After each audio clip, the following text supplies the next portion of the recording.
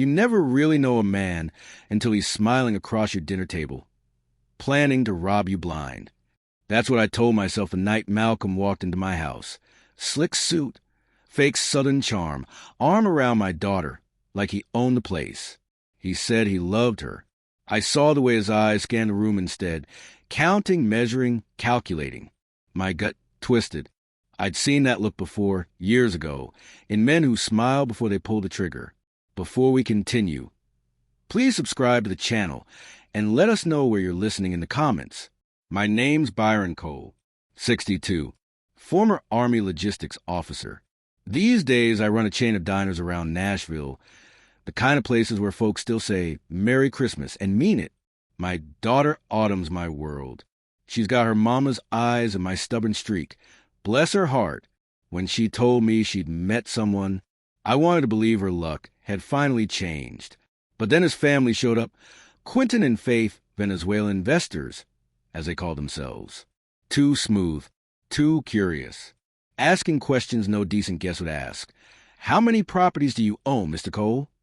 That night, after they left, I sat alone with a glass of Tennessee bourbon, watching the lights flicker on the porch wreath. Something fell off, like a sour note in a Christmas hymn. I couldn't shake it. And when I heard them whispering in Spanish at the next dinner, thinking the old man couldn't understand, I knew they weren't here for love. They were here for a green card, a fortune, and my daughter's heart as collateral. And that's when it hit me. This wasn't going to end with prayers or politeness. No, this Christmas, I'd give them a gift they'd never forget. I didn't sleep that night. I sat by the window, bourbon gone warm in my hand, watching the lights of downtown Nashville blink through the cold. The city was quiet, but my mind wasn't. Every instinct I'd learned in the service screamed one thing: recon first, strike later. By morning, I had a plan. I called the only man I trusted for something like this, Ivan Morales, a retired IC agent who once pulled me out of a mess in El Paso. He answered on the second ring.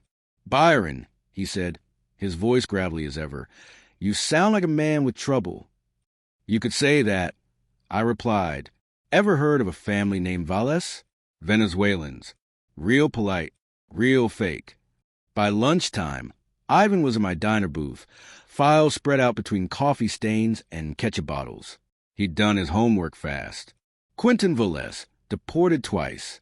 Fraud, stolen identities, links to a smuggling ring in Florida. His wife, Faith, real name unknown. Malcolm, no record. Not under that name. Anyway, Ivan leaned back, tapping his pen. They've done this before, Byron. Mary, drain accounts. Vanish. It was worse than I thought. My stomach sank, but something colder settled in too. Resolve. They'd chosen the wrong family. As Ivan gathered the papers, a thought hit me. Find out if you got anyone back home, I said. Girlfriend. Wife. Anything. Ivan smirked. You really think he'd be that sloppy? I think, I said, staring at the Christmas lights blinking outside the diner window. Greed makes everyone sloppy. He chuckled, slid his notebook closed, and gave me that look old soldiers give before a mission. All right then, he said, let's ruin their holiday. And just like that, the game began. A few days later, the city was dressed in Christmas lights. Every diner window glowing like a postcard, but my head was somewhere darker. Ivan called early. Got something, he said. You were right. Malcolm's got a girl back home. Name's Hope, 6 months pregnant. He promised he'd bring her to America after marrying the target. The target, my daughter, my only child. That word lit a fuse inside me I hadn't felt since combat days. I thanked Ivan, hung up, and stared at the framed photo of Autumn and her mama on the kitchen wall. Same blue eyes, same easy laugh. The thought of those eyes crying over that snake. No, not again. Not under my roof. So I switched gears. If Malcolm thought I was just some aging diner owner with too much sentiment and not enough spine, let him. I'd given the show of his life. That night, I ran into Malcolm downtown at the Southern, the kind of upscale place he liked to brag about on Instagram. I played my part perfectly, a little drunk, a little too chatty, the friendly old man with deep pockets. "Malcolm, my boy," I said loud enough for his date to hear. "You ever thought about real investments? Government contracts, not crypto nonsense." His eyes lit up like a slot machine. Hook, line, and sinker. He leaned in, pretending to care about business while I spun my story. A fake company, a supposed contract, a chance to get in early. He didn't even blink when I mentioned the buy-in, 30 grand. By the end of the night, he was all smiles and handshakes. Said he'd bring his father to talk terms. I watched him leave, that smug confidence in every step. He thought he'd played me. But the truth was, he just walked into my trap, and the paperwork waiting for his signature would bury him. The next morning, the frost on my truck windshield shimmered like glass dust in the sunlight. Nashville was waking up to Christmas carols and coffee runs. I was waking up to war. Ivan met me at my diner before the breakfast rush, dropping a small black recorder onto the counter. "Hidden mic," he said. "Put it under the contract folder. Let them talk." We rehearsed every line like it was a mission briefing. My fake company, Coal Federal Supply, the government deal, infrastructure contracts for the Army Reserve, the buy-in, $30,000, the documents, real signatures, fake terms, and one paragraph in fine print that read like a confession. Participation in false investment schemes may constitute federal fraud. December 15th came fast. Malcolm and his father Quentin arrived in matching suits, smelling of cologne and cheap arrogance. Faith followed, clutching her purse like it held her conscience. We met in the private booth of the diner, same spot where I'd signed my first franchise deal 30 years ago. "Mr. Cole," Quentin said, his accent slick as oil, "we trust this will be a profitable venture." "Oh, I'm sure it will," I answered, smiling over my coffee. For someone, they signed without hesitation. Not one question. Malcolm even joked, "Guess I'm a businessman now." Ivan, parked outside in his black SUV, caught every word through mic. When Malcolm slid the envelope of cash across the table, I noticed his hands shaking. Not from nerves, but greed. That old familiar tremor of a liar on the edge. As they left, Faith kissed my cheek. "Merry Christmas, Mr. Cole," she said softly. I watched them walk out into the December air, their laughter echoing off the windows. "Merry Christmas," I muttered back, locking the contract in my briefcase. "You're going to need it." For a few days, everything went quiet, too quiet. That's how you know the storm's coming. Autumn was radiant, lost in wedding plans, while I played along, pretending to be the proud father. Every smile felt like a lie I had to swallow. Malcolm visited often now, slick as ever, bringing wine for the family, and calling me sir with that plastic grin. Then one afternoon, I walked past his car parked outside my house, engine running, phone on the seat, screen glowing. And there it was, a message in Spanish. "Después de la boda, te enviaré el dinero. Ciudad del Baby. After the wedding, I'll send you the money. Take care of the baby." My blood turned to ice. Hope was real. The baby was real. That night, I went into Autumn's room after she'd gone to sleep. On her dresser, Malcolm's jacket. Inside, a folded paper. A bank slip for $30,000, dated 2 days after investment. I checked the pockets deeper and found his second phone. Burn numbers, fake names, and a message thread with hope. Photos of her belly, ultrasound, voice notes calling me more. I stood there, the glow of the phone screen, lighting up my hands like fire. This wasn't just a seat. It was rot, and it was spreading into my home. I called Ivan immediately. "It's time," I said. He didn't ask what I meant. He just replied, "I'll start the paperwork. You still want to bring her in?" "Yes," I said, "but make sure she's safe. We'll need her when this all blows open." Outside, Christmas lights blinked on the porch. Red, green, gold, mocking me. I poured myself a drink and whispered to the empty room. "You wanted a Christmas wedding, son? Fine, but it'll be the last celebration you ever crash." December 23rd. 2 days till Christmas. Nashville was wrapped in tinsel and fake joy, but my house felt like a loaded gun. Ivan landed early that morning, and he wasn't alone. Behind him stood a young woman clutching a worn baby blanket. Hope. She looked exhausted, but her eyes carried fire. "You're Byron?" she asked, voice trembling with both fear and fury. "I am," I said softly, "and I'm sorry you had to fly all this way for this." She pulled a photo from her purse, her and Malcolm on a beach, his hand on her belly.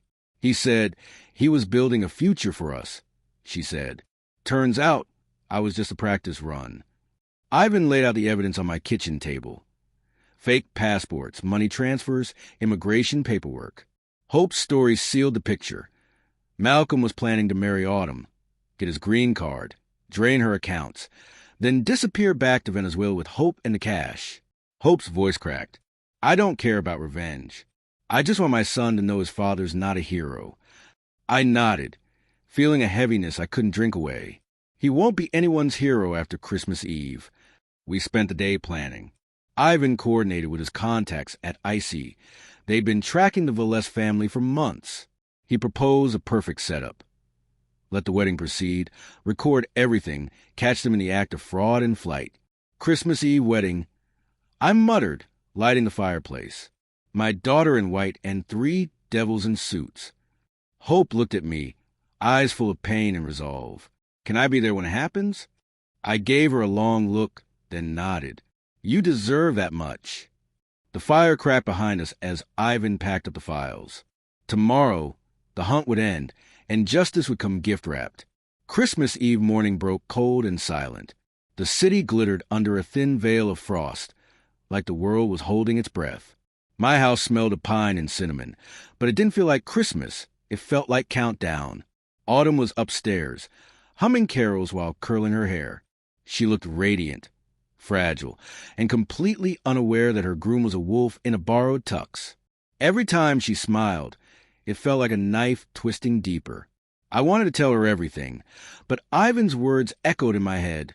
Let it play out. We need them all in the same room. By noon, Quentin and Faith showed up at my doorstep, draped in fake cheer. Quentin handed me a box of imported cigars. "For the father of the bride," he said.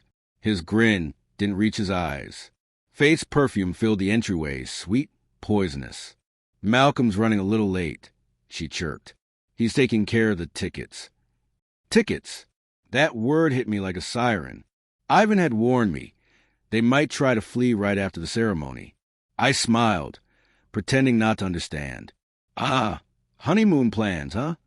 Faith laughed nervously. "Something like that." The afternoon stretched on like a wire, ready to snap. Guests began to arrive.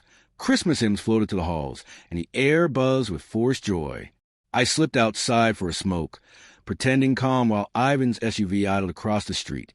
Agents hidden inside, recording everything. Then Malcolm's car pulled up. He stepped out, perfect smile, perfect suit, devil behind both. And for the first time, I saw fear flicker in his eyes. Maybe it was the way I looked at him. Maybe he finally realized the old man wasn't fooled. He offered his hand. "Ready for the big day, sir?" I took it, squeezed just hard enough for him to feel the warning. Oh, I've been ready for weeks. By sunset, the house was full, laughter, Christmas songs, the clinking of champagne glasses. My living room looked like something out of a Hallmark movie, but every smile in that room was sitting on top of a live wire. I could feel it humming beneath the carols. Quentin was the first to crack. He kept glancing at his watch, whispering to Faith in Spanish, thinking I couldn't follow. Después del brindis, nos vamos. After the toast, we go. They were planning to bolt right after dinner, just before the ceremony. I stayed calm, carving the roast like it was any other Christmas Eve. "Malcolm," I said, loud enough for the table to hear, "how's that investment going?" Still expecting that government payout. He froze mid-smile. For a heartbeat, the whole table went quiet. Then he laughed, too loud, too fast. "Oh, you know how these things go, Mr. Cole. Takes time." "Sure does," I said, locking eyes with him. "But the thing about government contracts, the feds tend to notice when money moves without paperwork." Faith's glass slipped, shattering on the floor. Quentin shot her a look sharp enough to cut steel. Malcolm tried to recover, raising his voice, Let's not ruin Christmas dinner with business talk, huh? But the room had shifted. Guests exchanged glances. The warmth was gone.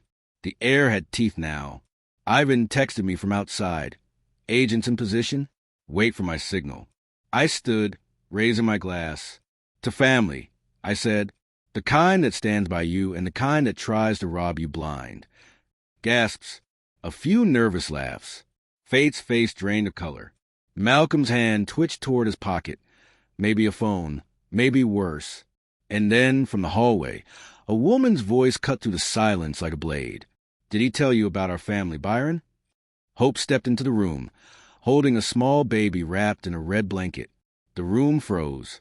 The only sound was a faint crackle of the fireplace and a carol playing softly in the distance. Silent Night, of all things. Hope stood in the doorway, her hair damp from the snow, eyes locked on Malcolm like she'd been waiting her whole life for this moment. The baby stirred in her arms, let out a soft cry, and that tiny sound hit harder than any punch. Malcolm's face drained of color. "Hope," he whispered, voice shaking. "What are you?" "Saving your soul," she snapped, stepping forward. "Or what's left of it." The guests were staring now, whispers rippling like wind through dry leaves. Autumn stood beside me, confused, terrified. "Dad, what is this?" she asked. I kept my eyes on Malcolm. "This, sweetheart," I said quietly, "is the truth." Hope laid a folder on the table. Photos, bank statements, messages, everything. "You promised me a future," she said to Malcolm, voice breaking. "Instead, you sold me lies, and now you're doing the same to her." Malcolm lunged forward, trying to snatch the papers, but Quentin grabbed his arm. "Enough," he hissed. "We can fix this." Faith was already trembling. "No, we can't," she whispered. The baby started crying louder. Guests were backing away now. Some recording, some just staring. And then the front door opened again. Heavy boots on the porch. Ivan entered, badge glinting under the Christmas lights, followed by two icy agents. "Evening, folks," he said, calm as ever. "We're just here for a Christmas miracle, the kind that ends with handcuffs." Malcolm tried to bolt. Quentin shoved Faith aside. The baby wailed. I stepped between them, looking Malcolm dead in the eye. "You picked the wrong family, son." He swung first. The fight started right there, between the candles and the carols. The punch landed sloppy, wild with panic. I'd taken harder hits in basic training. I caught his wrist mid-swing, twisted, and slammed him into the table hard enough to rattle the silverware. Guests screamed. Someone dropped a wine glass. Faith shrieked. Malcolm, stop. But he was already thrashing, desperate. Ivan's agents moved fast, cutting off Quentin at the doorway as he tried to slip out. "Federal agents," one barked. "Don't even think about it." Quentin froze, sweat slicking his temples. Faith was crying now, muttering prayers between sobs. "Let him go." Autumn screamed, but her voice cracked, not from anger, from heartbreak. She looked at Malcolm like she was seeing him for the first time. "Tell me it's not true. Tell me you didn't do this." Malcolm stopped fighting. For a second, I thought maybe, just maybe, there'd be a flicker of remorse. But then he looked at her and said coldly, "You were just the easiest mark." Silence. Dead, hollow silence. Hope gasped. The agent stepped forward, cuffing him as Autumn collapsed into my arms. I held her tight, whispering, "It's over, baby. You're safe now." But Ivan caught my eye, shaking his head slightly. "Not yet," he murmured. "They've got tickets to Venezuela. They were planning to take her with them after the ceremony. We need the wedding. It's the final piece." I looked down at Autumn, trembling, mascara streaked, innocence shattered. The thought of putting her through more felt unbearable. But then I saw Hope, standing there, baby in her arms, head held high despite everything. No, we were finishing this. I turned to Ivan. "Set it up. One last show." He nodded. "Tomorrow, Christmas Eve night, the church." As the agents led Malcolm and his parents out, the snow began to fall outside, soft and steady, like the world was trying to cover the mess we'd made. The next morning felt unreal. The town was wrapped in white silence, church bells ringing, kids laughing somewhere down the block. And yet all I could think about was how to end it. The agents worked through the night, setting up the sting.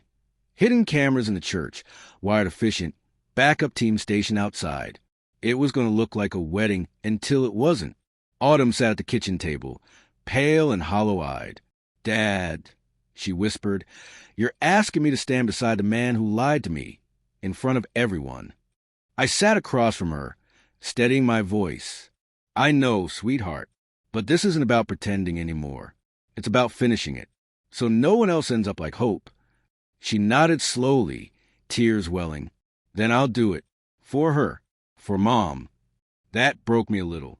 I hadn't heard her mention her mother in years. But it made sense. Her mom always believed in justice, not revenge. Maybe what we were doing was both. By afternoon, Ivan dropped off the final piece, the marked tickets to Venezuela. "They'll show up," he said. "Their arrogance won't let them walk away." I dressed in my best suit, the one I'd worn at Autumn's graduation. The church glowed in candlelight, carols echoing off the rafters. Outside, snow fell in thick, heavy flakes. And right on cue, Malcolm arrived, freshly pressed, smiling like the devil himself, his parents trailing behind. He walked straight to Autumn, whispering, "You look beautiful, mi amor." I watched from the pew, every muscle in my jaw locked. Ivan leaned close and murmured, "They bought the bait." The music started. Guests rose. The ceremony began. But in the back of the church, I saw the flash of a badge under a coat. The trap was set. All we needed now was the final sin. The organ played soft and solemn as Autumn walked down the aisle. Every step she took echoed through the church like a countdown. Her hands trembled, but her chin stayed high, her mother's strength shining through her fear. I stood in the front pew, forcing myself to breathe evenly. Across from me, Malcolm smiled that same rehearsed smile, the one that had fooled her for months. The priest began his lines, voice warm and steady. "We gather here on this blessed night." Faith dabbed her eyes with a tissue, playing the perfect mother-in-law. Quentin checked his watch, the flight time. Everything about them was a performance, except this time the audience had changed. Ivan and two agents sat in the back, disguised as ushers. Every word caught on their hidden mics. When the vows started, I could feel the weight of it. Autumn's voice cracked slightly as she said, "I promise to love you," and my heart clenched. Malcolm took her hand, grinning. "And I promise to cherish you," he said, sliding the ring onto her finger. The same hand that forged bank slips and signed fake names. That's when Ivan whispered into his earpiece, confirming evidence. Wait for the signal. But the signal didn't come from him. It came from the back of the church, a woman's voice, clear and cutting through the hymns. "I object."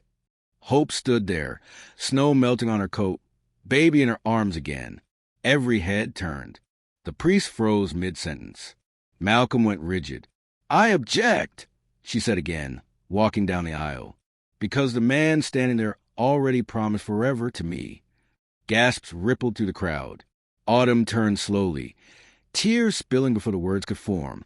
"Dad." Malcolm's mask shattered. "You set me up," he shouted, stepping toward me. I didn't move. I just whispered, "No, son, you set yourself up." The church erupted.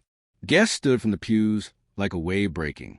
Malcolm spun toward Hope, eyes wild, spit flying as he shouted, "You don't know what you're doing."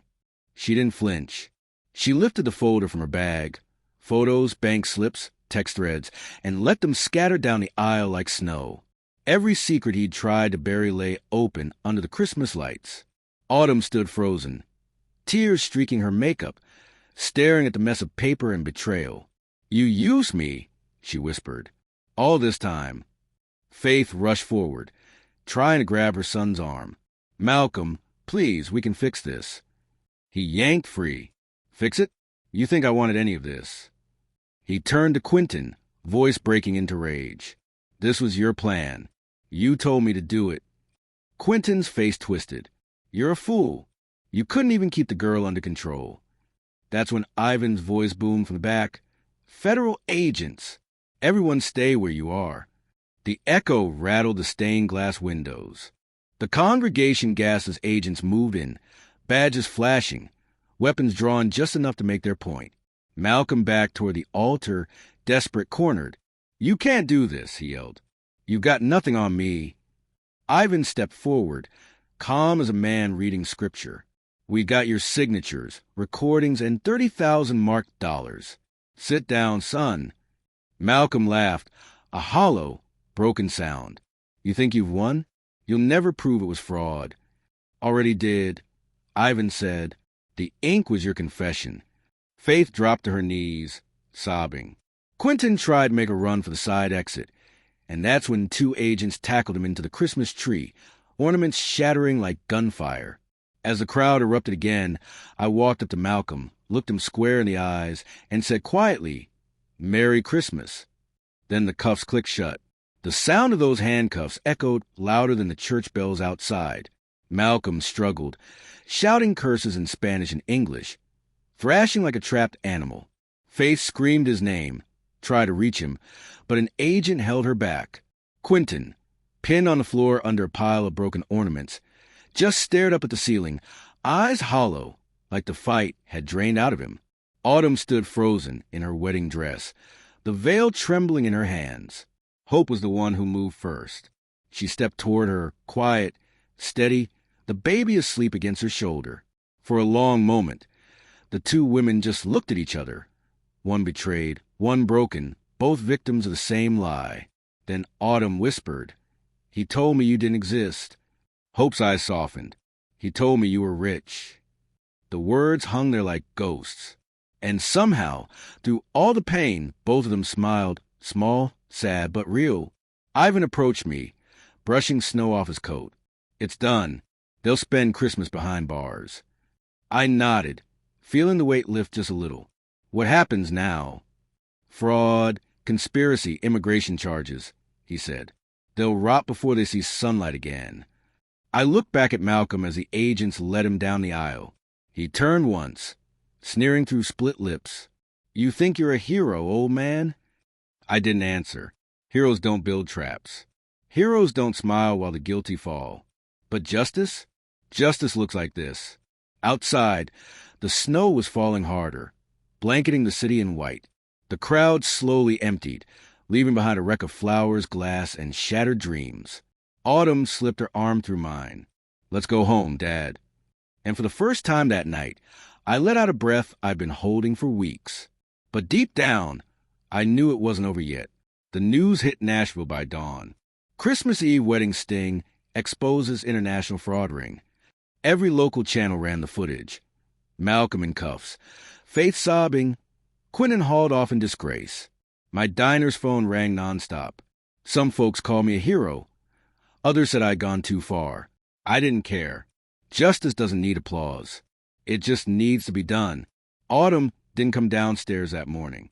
I found her later on the back porch, still wearing her robe, staring out at the snow-covered yard. "It's strange," she said softly. "I thought I'd feel angry, but mostly I feel empty." I sat beside her. "That's what truth does sometimes, kiddo. Burns everything down before you can rebuild." She leaned her head on my shoulder. "Was Mom like that too?" I smiled faintly. "Your mother was stronger than both of us. She'd have handled this with more grace." Inside, Hope was feeding her baby near the fireplace. The child gurgled, warm light flickering across his tiny face. For the first time, the house felt alive again, not from celebration, but from survival. Ivan stopped by with an update. Charges filed, bail denied, trial pending. He handed me a folder. "You did good, Byron," he said. "Most folks would have let them walk. You made sure they didn't." After he left, I sat alone in the diner's back booth, the same place this all began. Snow fell steady outside the window, dusting the neon sign that read Cole's Diner. Open 24 hours. I raised a glass of bourbon to reflection, staring back at me. Older, wearier, but not broken. Open 24 hours. I muttered, just like the past. The bell over the door jingled softly. It was Autumn. She slid into the booth across from me. "You know," she said, smiling through tired eyes, "I still want a Christmas memory worth keeping." I nodded. Then let's make one. Christmas night came quiet and slow, the kind of silence that feels earned. The city slept under a blanket of snow, and for once, my house didn't feel haunted. Just still, peaceful. I sat by the fire, the last embers glowing, a cup of black coffee in my hand instead of bourbon. I'd had enough burning for one lifetime. Autumn came in wearing her mom's old flannel, her eyes soft, steady. They sentenced them, she said, handing me a folded paper from Ivan. I didn't need to read it, but I did anyway. Quentin, 9 years. Faith, 3. Malcolm, 2, and then deportation. Justice, wrapped in legal ink. She sat beside me, watching the flames. Do you ever feel sorry for them?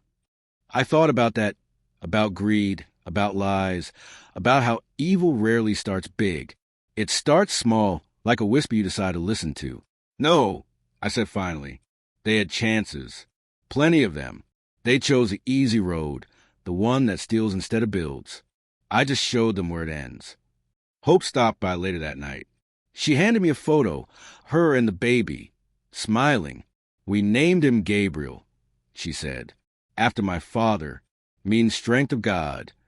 I looked at that little boy and felt something ease in my chest.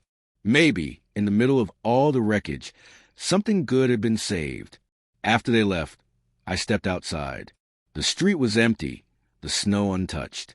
Overhead, the stars burned bright above Nashville. I thought of my wife, her laugh, her patience, the way she used to say, "Forgiveness is for the living, Byron." I smiled, letting the cold air sting my lungs. You were right, darling, I whispered. But forgiveness still needs truth first. From inside, Autumn called, "Dad, come see, it's snowing harder." And as I turned back toward the house, warm light spilling from the windows, family safe inside, I finally understood revenge hadn't saved me. Love had. If you like this story, please like this video. Subscribe to the channel and share your impressions of this story in the comments. To listen to the next story, click on the box on the right.